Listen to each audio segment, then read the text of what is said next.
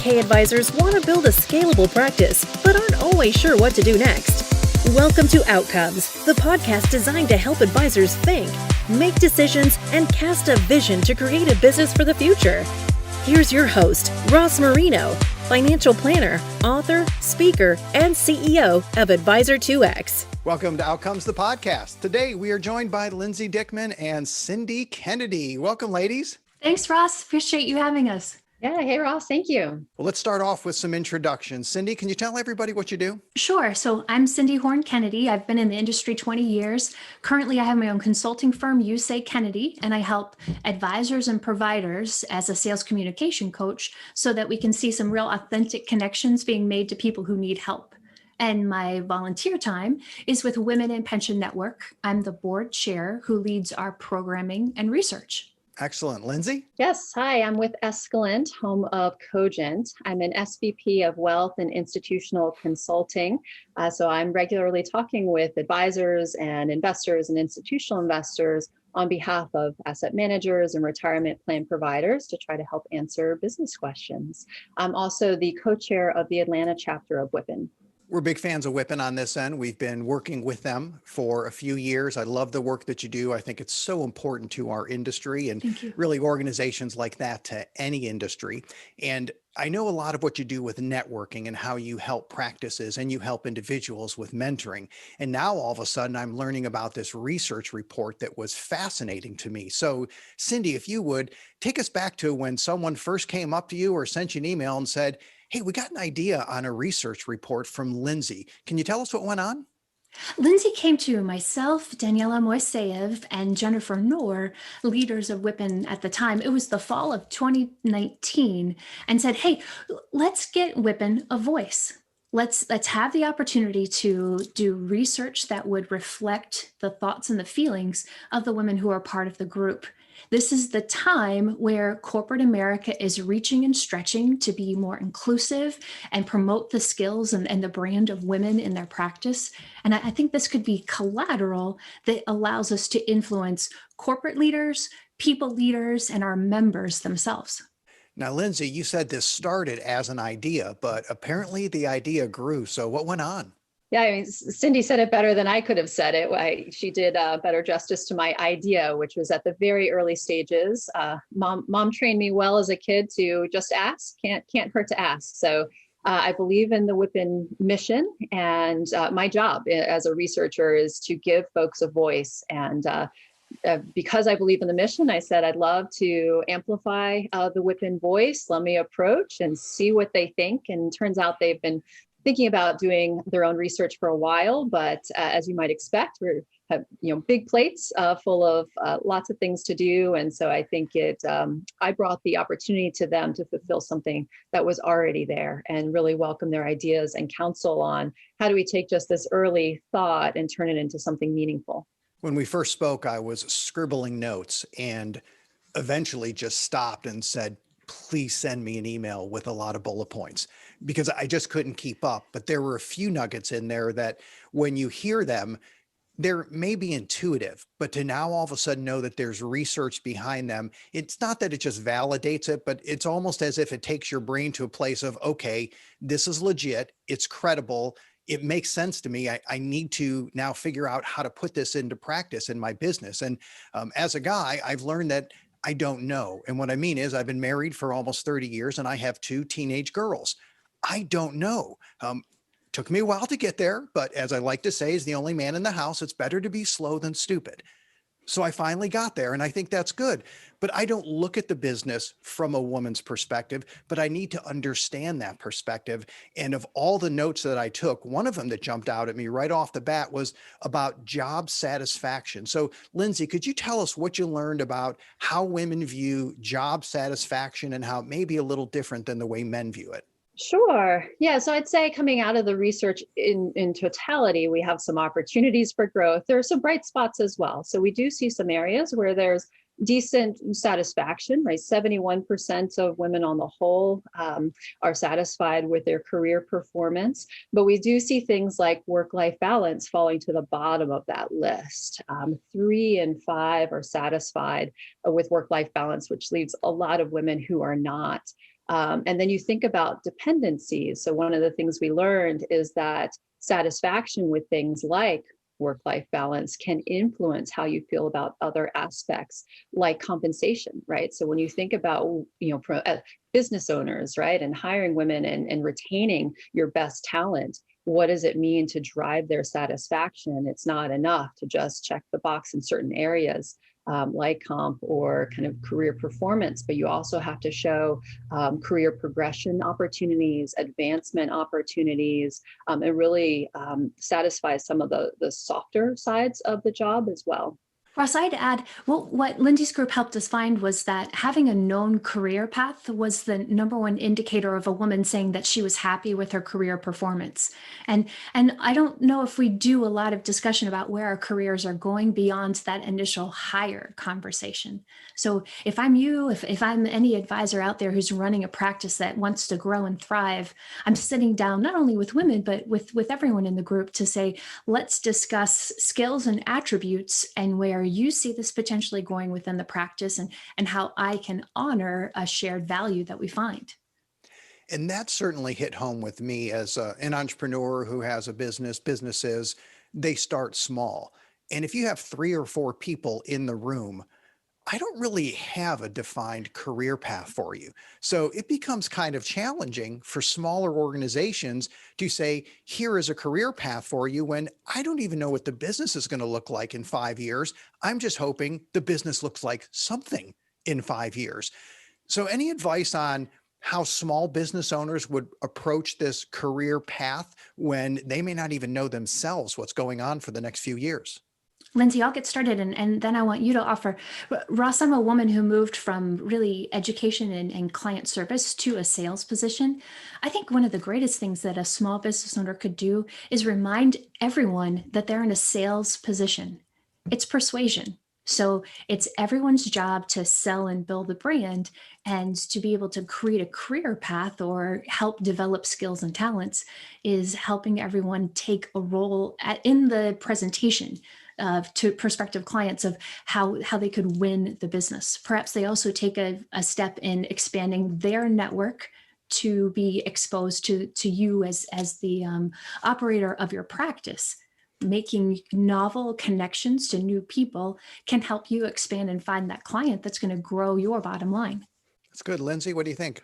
I'd say don't wait to get it perfect, right? Recognize the importance, put a stake in the ground, invite the members of your team to have a say in what that looks like, especially if you're talking about small business, 3 or 4 members, they can be part of that dialogue. But as a business owner, you're thinking ahead, you're thinking about what success looks like to you in 5 years. Well, how does this team play a role in that potentially? And then at the point at which that no longer fits, you pivot. But having an idea of career progression needs to be part of that story to maintain satisfaction on those dear team members. I know it's a balance I've had to learn to strike, and I won't say that I've succeeded at it, but it's something I'm working on, which is sharing where the business is going, but not sharing every single idea that pops into your head, because I seem to be good at coming up with random ideas, not as good at filtering ones that actually matter to the person I'm talking to all the time, but I certainly have plenty of business ideas. So I think finding that balance may be a challenge of here's where we're trying to go as a business, because when you share that with team members, they can see themselves as part of the future. But in that same situation, they may say, I don't have the education for that. I don't have the training. And I know one of the research nuggets I saw was 1 out of 3 women, they believe they don't have the education or training to advance. Do you think that's the same with men? Is it common, or what do you think about that? It's a great question. I think in the future, there's an interest in trying to do a male-female comparison, because I imagine that there are plenty of men who think that they don't have all the training they'd like. I'll throw in that the women in this study who are in a partnership are spending 1/3 more time than their partners on household management and childcare. If you look at some of the data around the need to switch who you are at work, right, change your appearance and how you kind of arrive and how you show yourself at work, you can see how there are a lot of burdens on women and how that might crowd out time for training. So I think there are 2 parts to it. Certainly there's on the employer in providing permission for training, helping create boundaries, allow boundaries to create space for it. So it doesn't just have to be on your own time. But I do think there's this extra layer of burden on women around all these things that I have to get done. I'm trying to get done. And how do I fit training into that? How can I prioritize it? I wonder if the key is to carve out training time during the day, because if you don't have the commitments at home, it's easy to go home and study for the CFP, like one of the people here on our team is doing, and they're able to do it. And that person will finish the CFP just about the time his wife is about to have their first child. So, yes, worked perfectly because it gets much, much tougher once you have a newborn. So that time at home is certainly a challenge for a lot of people out there. I just wonder how many business owners would be willing to take blocks of time during the day to do the training, and whether they're actually going to do that. You got any experience with that? Russ, what I would say is, why does training have to be a big formal process? If you're going to have lunch with a prospective client, take along a female team member, take along diverse candidates, take someone from your office. We have an aging advisory force. How wonderful to demonstrate to your prospective clients that you've got young talent there that's supporting fresh ideas and the legacy of your business. So my feedback there is, it doesn't necessarily have to be sitting down in the conference room with books to study for attributes, but it's that opportunity to be involved in the experience and have great dialogue in the car on the way back to the office about what that meant and why you did what you did. I'd imagine there's a connection between understanding how the business operates, how you acquire clients, how you serve the clients, that will connect with job satisfaction. Because you mentioned earlier, Cindy, about understanding the sales process. And for someone who maybe isn't in sales, they may think, well, why do I need to understand that? But I guess after you work for a little while, you know immediately the more you know about other aspects of the business, the more valuable you are to that business. So you want to have exposure to other aspects of the business and go to different meetings and have different experiences out there. That's certainly been the way that my career progressed. And if for any of you who are business owners who are saying, I'm not sure that I've seen women sit up and express that, let's also talk about, our survey said that about 42% of women had a difficult time speaking up and feeling as though they were heard. So perhaps it's an understanding of communication styles. How often are you meeting with your team, prospective employees, to have an open dialogue about their thoughts and feelings and what they understand, to then allow you to shape that or give some guidance. Lindsey, what did you learn about women fitting in at the workplace when the culture or most people there aren't like them? We saw some perhaps unsurprising but dismaying data points come through around women of color, certainly. When compared to white women, lower satisfaction in a number of areas, higher incidence of feeling like they have to change who they are at work. So I'd echo what Cindy was just saying about this idea of being heard and feeling heard is so important. I think that is a theme that applies in a lot of areas where there's sort of, especially as a business owner, kind of who you are, your values, what you support, what you're willing to support. But then it's also making sure that's known among your team, right? Having a voice and then really validating that that voice exists. Somebody showing up, and maybe you do have a diverse team, but ensuring that it's an inclusive team and providing the validation that every person matters, and that their voice is heard. This translates to compensation as well. Maybe your team members are well paid, right? We can talk a lot about income and wealth gaps, but maybe that doesn't apply, but they need to know it. And we found that few women really have a sense that they're paid what they're worth. So there's I come at this from a research perspective, which is a lot around marketing and messaging. You also have to message the good things that you're doing and making sure you get credit for it. Russ, I think a great example of advisors being inclusive and allowing everyone to be heard. Think about the sum of the people in the meeting. Hopefully your table is filled with diverse voices. Make sure you assign a number to everybody in the meeting and ensure that the total number of times that each one speaks is at least 3. You could do some head math that says, I need a total of 10 remarks from a diverse group. It's intentional, simple acts will allow your business to evolve and the people sitting at the table with you to feel like they had a part in it. I think I read that in a book recently where they asked to have someone in a meeting make a mark every time someone spoke up to see how many times each person spoke. It might have been connected to the Google study of the teams that are high performing where everybody has a say in it. But that's a great idea to do that. To go back to what you had just said, Lindsey, to think about changing who you are or adapting to the culture, to the environment, that instantly hit me because I've always been self-employed and I've always had my own business. Well, I shouldn't say that. I actually had a real job when I was younger, had a couple of them. None of them actually ended on my terms. You can figure out what that means. I was destined to be self-employed and I'm good with that. It would never cross my mind to come into a workplace and act a certain way and be a certain type of person. It just that doesn't process on my end where I have to come into the office and then think, okay, how am I supposed to act here? I don't remember really going through that. And that's not how most people are going to approach it. And especially women of color who say that they know they have to adapt. That's a whole different mindset where it's almost as if you can't be who you are, even though the environment says, oh no, we embrace all of you, just don't act like you. Is that what they're saying? Not on purpose, but that's the feeling. And you know what the end result, take it to its extreme, the women are going to leave. We see that. We see high incidence of women of color, especially considering leaving their organization because the culture is not a good fit. We see high incidence of women in general, and especially women of color, planning to change companies because the pay isn't there. So you don't always get the opportunity to talk them out of it, right? To hear what they have to say and try to fix it. It's too late. What did you learn about networking in the research study?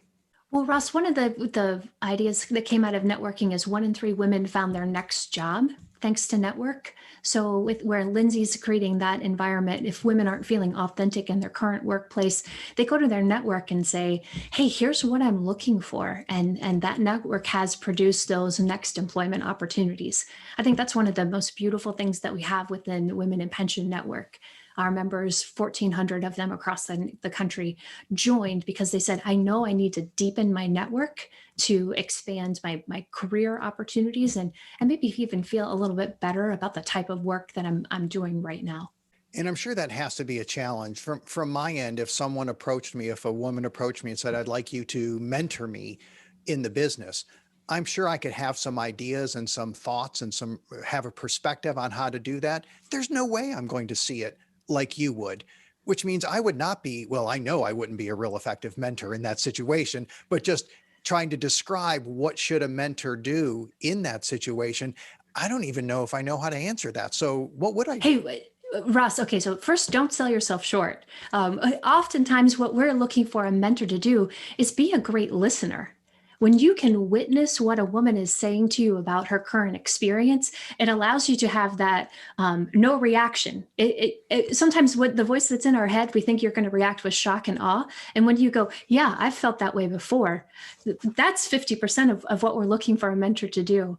The other things are, if the behavior was something that you thought that you could validate or model, hey, when I've had this experience, that's what we're looking for. And the biggest thing that a mentor can do for us, sponsors included, is extend your network and resources.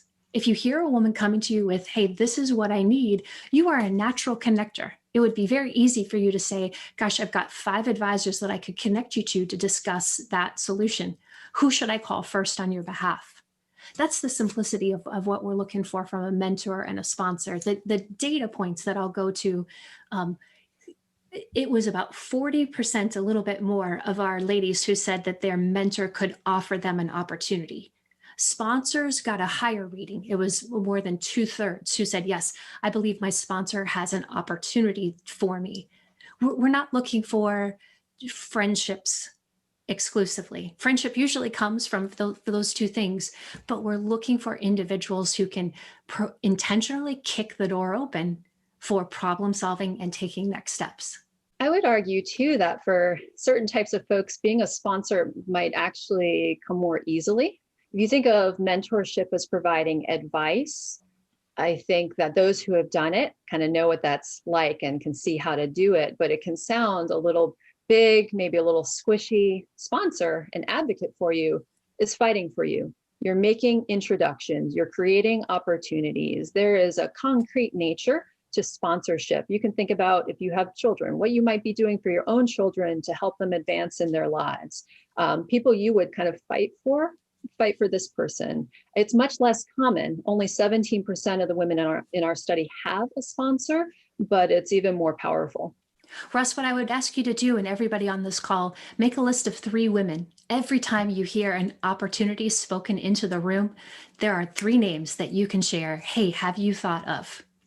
There are people who will respond to that really well. I know we do it with speakers for our conferences.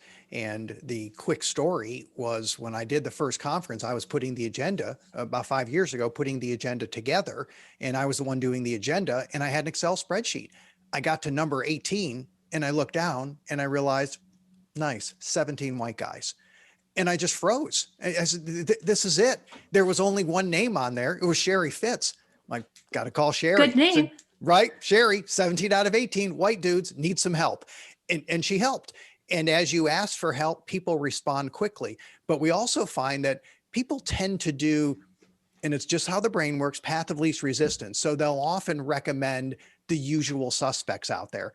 And you have to push a little harder on this, and it's worth it, because not only do we want diversity, but we also want new voices. In the conference world, that's a big deal. We want new voices. I want new interviews. I want people I've never talked to before. I think it's a lot of fun. So I think it's important, but you kind of have to push and do that.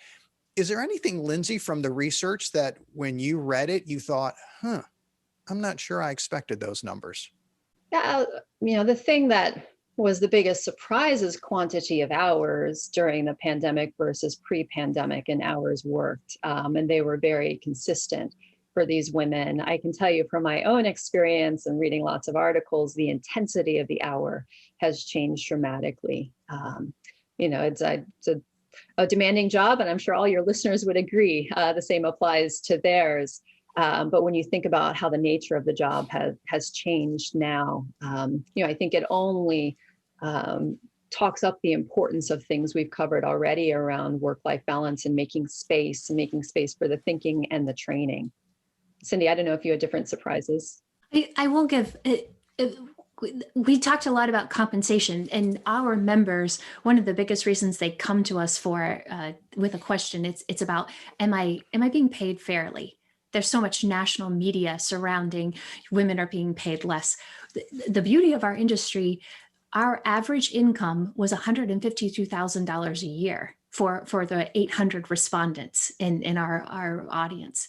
That's a good number. That's very strong when you think about what this industry can offer, because the first benefit we get is we get all this financial education to help our own families get shored up. But then you have the benefit of great pay for great work.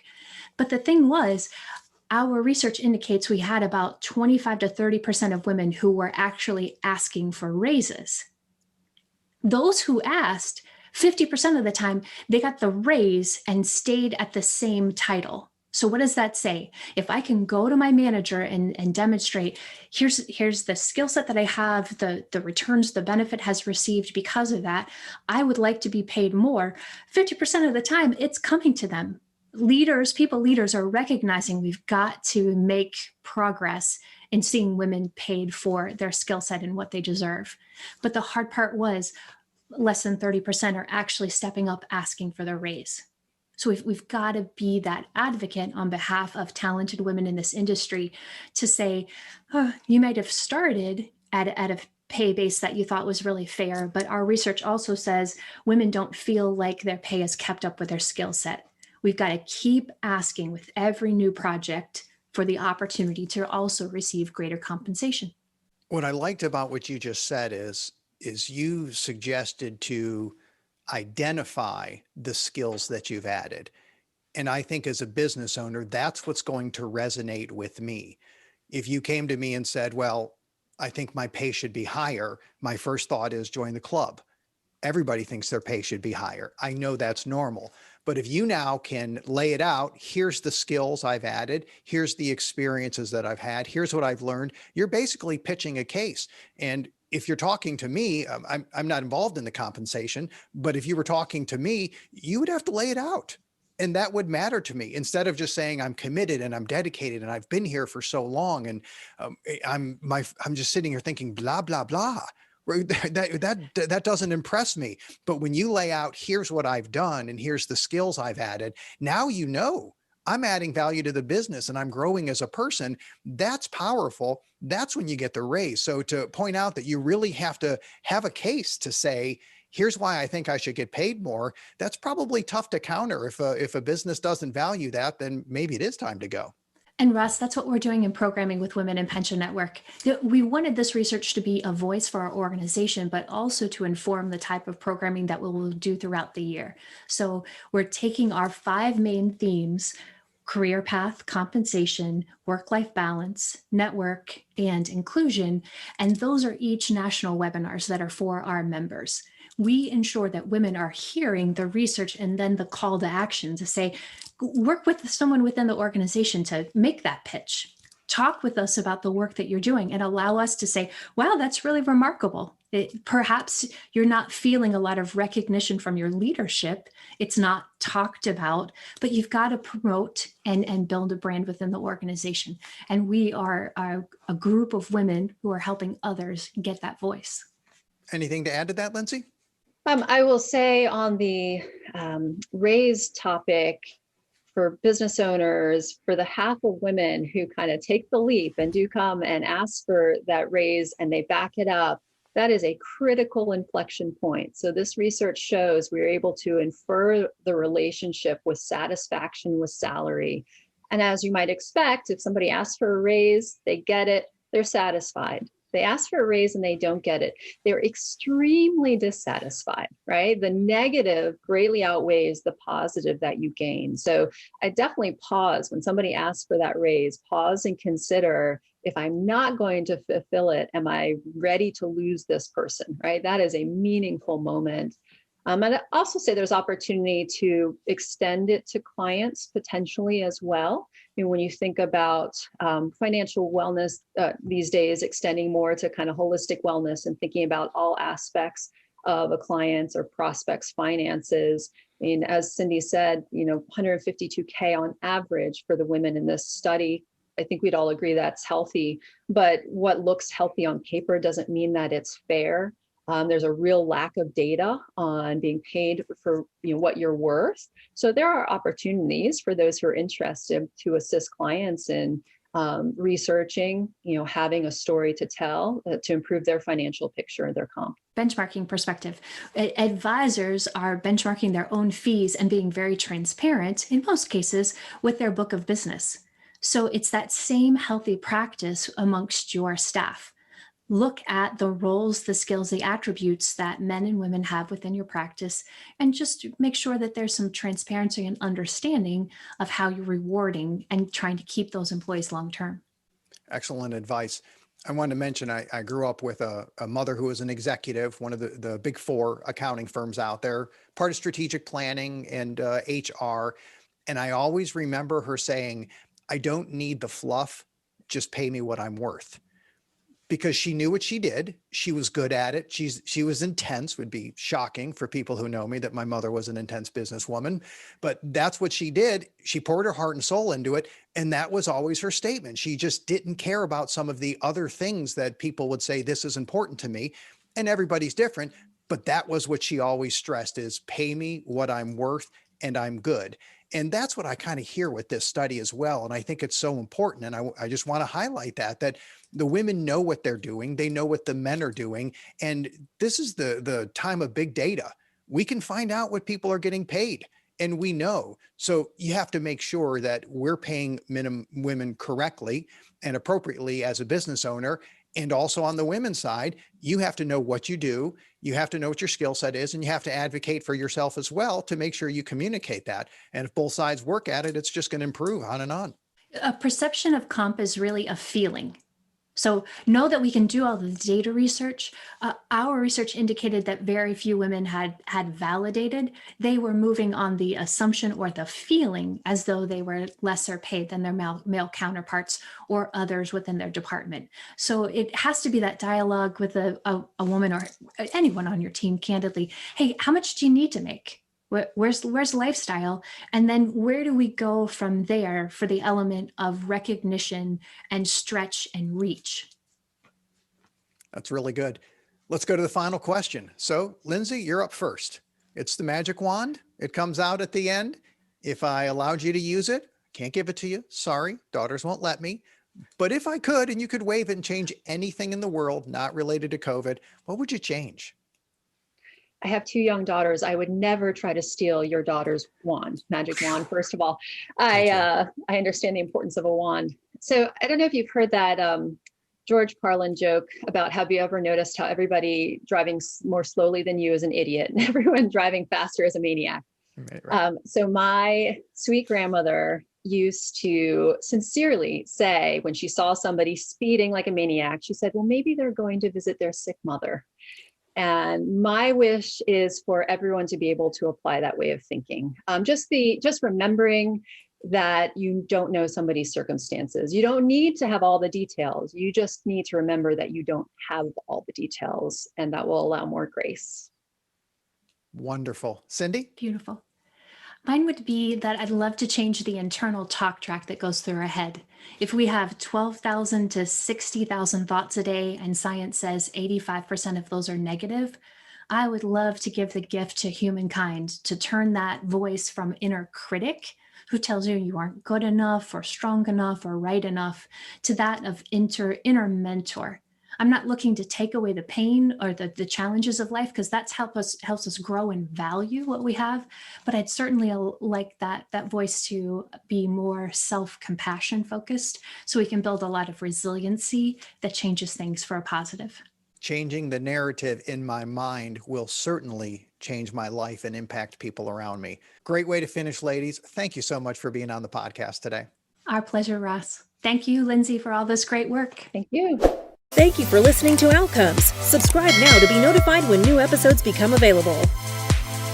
The information covered and posted represents the views and opinions of the guest and does not necessarily represent the views or opinions of Advisor 2X. The content has been made available for informational and educational purposes only. The content is not intended to be a substitute for professional investing advice. Always seek the advice of your financial advisor or other qualified financial service providers with any questions you may have regarding your investment planning.